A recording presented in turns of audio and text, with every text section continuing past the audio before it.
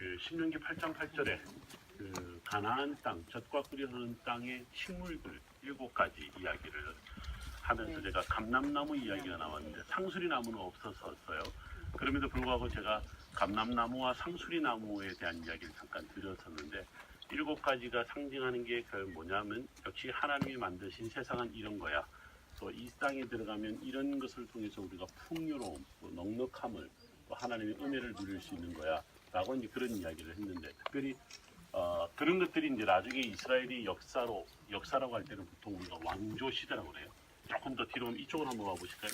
조금만 더 뒤로 가서 이 앞에 있는 그림을 보면서 제가 설명을 드릴게요. 왕조 시대가 되면 또 사람들이 또 복잡해요. 이제 왜냐하면 나라가 만들어지고 또 사람들이 모여들고 사람들이 많아지면 또 좋은 일, 안 좋은 일 다 생기는데 안 좋은 일이 발생을 하면 이제 사람들이 누구는 뭔가 배상을 해야 되고 또 누구는 또 그에 대한 처벌도 받아야 되고 뭐 여러 일들이 나오잖아요. 근데 그런 것들이 성경의 레위기서 같은 데 참 잘 나타나 있는데 이제 그것을 재판하는 사람들이 있었죠. 재판하는 사람들을 뭐라고 그래요? 재판관 말고 제사장. 네, 성경에 보면 사사들이라 이렇게 불렀고 나중에 재판의 권한은 누가 지게 되냐면 왕이 지게 됩니다.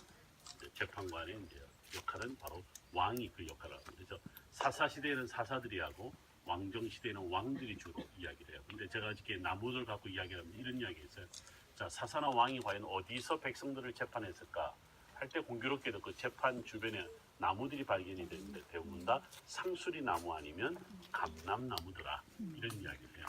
또 하나는 뭐냐면 그들의 예배 초소, 우상을 섬기면 우상 숭배단이 되겠고 이스라엘 백성들이 예배 초소를 곳곳마다 마치 그 야곱이가 베고 자든 돌을 갖다가 돌베개를 세워서 예배를 드렸던 것처럼 예배를 드렸던 흔적들을 가보면 꼭 나무들이 있어요. 그 나무들이 대부분 다 상수리 나무나 감람나무 이런 나무들이 있는 거죠. 자, 지금 요 앞에 보이는 이게 뭐냐면 이제 여러분들 성경에 보면 이런 게 있어요. 아까 제가 산당이라는 게 나온다 그랬죠. 산당이라는 게 뜻이 원래는 영어로 high place, 높은 장소다 이런 뜻을 갖고 있어요. 원래는 산당이란 우리로 말하는 그런 의미보다. 근데 가만히 들어보면 목사님 산당 말 그대로 한문을 풀이해도 산당이라고 하는 것은 높은 곳에 만드는 것을 당이라고 합니다. 그래서 산당이 어떻게 보면 high place의 의미를 갖고 있습니다.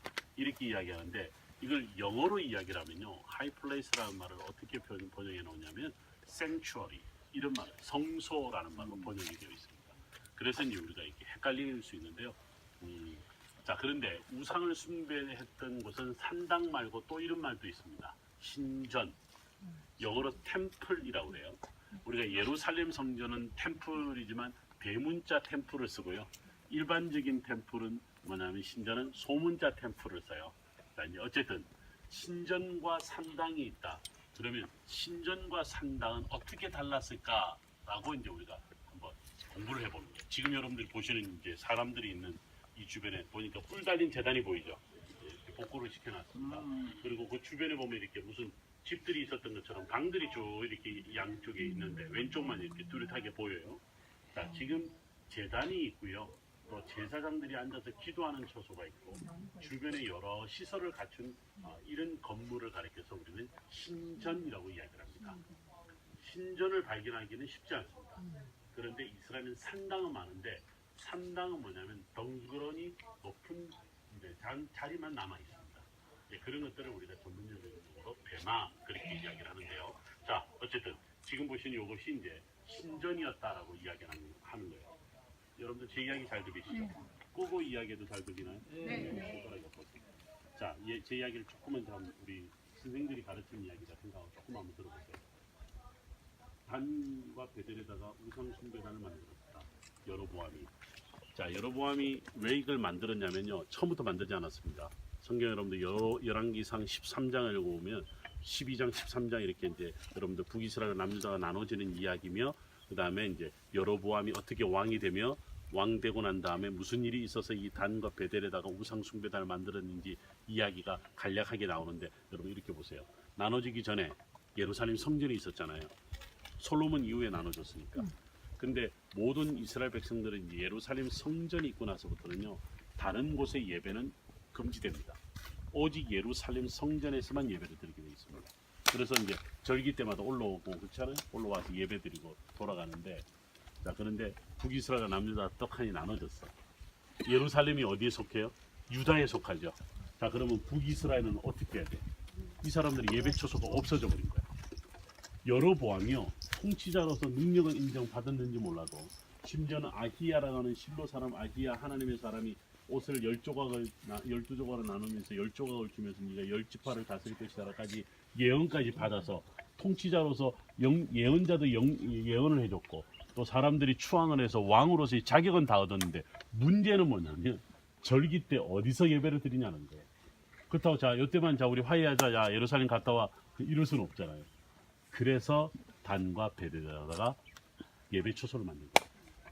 자, 이게 이제 문제가 되는 거예요. 두 번째 더 큰 문제는 뭐냐면, 자, 오케이 예배 초소는 만들어놨는데 예배당을 어떻게 만드냐라는 거예요. 뭘 본땄을까요? 예루살렘 성전을 본답니다. 여러분 지금 이게 예루살렘 성전의 축소판이다 생각하시면 됩니다. 그래서 여로보암이요 여기다가 여호와의 이름을 부르는 것이 아니라 우상의 이름을 부르는 예루살렘 성전과 똑같이 만들어 놓은 거예요. 여러분 뿔 달린 재단 기억하지 않으세요? 왜 솔로몬이 왕이 되는 과정에 아도니아가 지가 왕이 되려고 해서 바람에 난리가 났었잖아요. 그래서 아도니아가 나중에 도망을 어디로 가냐면 성전에 도망가서 뿔을 잡잖아요. 그래서 어떻게 해요? 뿔을 잡은 자들은 다 살려준다는 법 때문에 아도니아가 죽지 않아요. 근데 그 뿔을 이제 잡는 장면이 성경에 나오는 거죠. 그 뿔 달린 재단이 바로 이런 걸 이야기하는 거예요. 여기 위에다가 제물을 잡는 거고 솔로몬은 소를 잡고 일반인들은 양을 잡고 제물을 저기다 잡는 거거든요.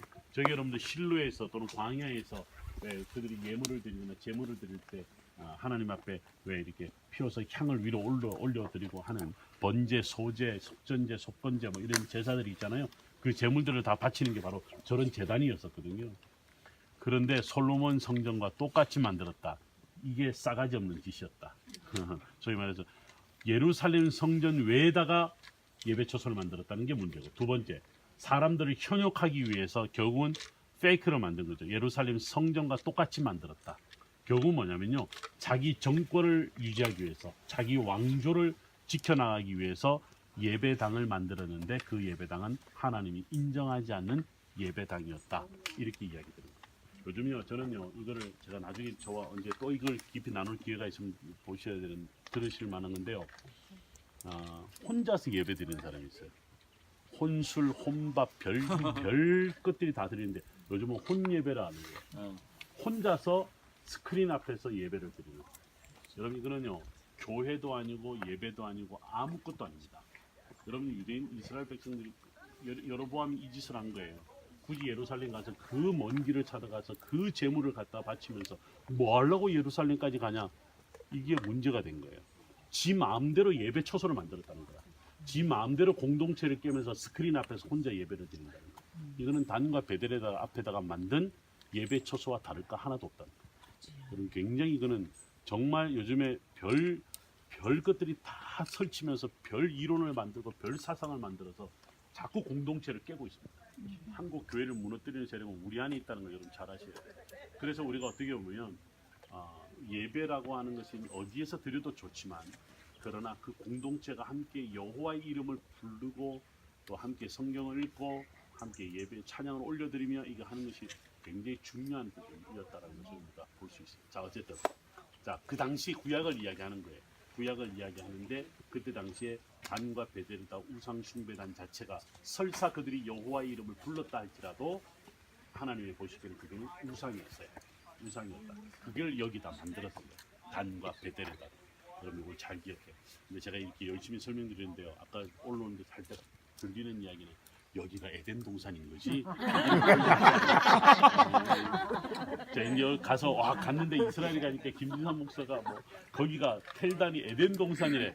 이렇게 이야기하면 저는 갑자기 2단이 되거나 3단이 되거나, 유대인들이 에덴 동산이 우리가 정말 볼 수만 있다면 이와 같을 것이고 바로 여기가 에덴 동산으로 들어가는 입구와 같을 것이다. 이런 이야기한 거고, 그 다음에 엔단 단이라고 하는 의미가 뭐고 N이라는 의미가 무엇이며 물이 갖고 있는 의미가 무엇이며 이런 이야기했죠. 네. 여러분 잘 여기는 또 제가 무슨 이야기를 했냐면 여로보암이 단과 베델에다가 지 마음대로 우상 숭배단을 만들었다. 이렇게 이야기를 했는데 이렇게 예배드리는 아니다. 이렇게 이야기를 그래요. 그래서 여러분들이 지금 요게 옛날에 바로 템플, 즉 신전의 모습이고 여로보암 시대부터 그 이후에 북이스라엘이 멸망할 때까지 그대로 예배를 드렸던 흔적인데, 근데 여러분 이게 뭐가 문제가 되냐면요. 요 앞에 있는 담벼락 있죠. 네. 요거는 또 재밌는 건 신약 성경이 있어요. 앞으로 말하면 한번 예배를 드리는 거죠. 시대를 관리하는 거죠. 중상분들 그러니까 한번 만족처럼 사는 거죠. 네, 한번 여러분들이 선택하려면 어떤 종교들이 빠져드는 거죠. 네, 그와 비슷하게 여기다가 헬라 로마 시대의 모습인 거죠. 자, 여러분들 지금 저기 오른쪽에 보면 성경 말씀이 영어로 적어놨는데요. 여러 이런 거예요. 성경에 열왕기성에 나오는데 여로보암이 절기를 선포했다. 그 다음에 그가 여로보암이 제단에 제물을 바쳤다. 그리고 선포하기를 모든 이스라엘 자손들이여 이 앞으로 나와서 이제 절기를 보내라. 지가 아주 나쁜 짓을 한 거죠. 여기가 아니잖아요.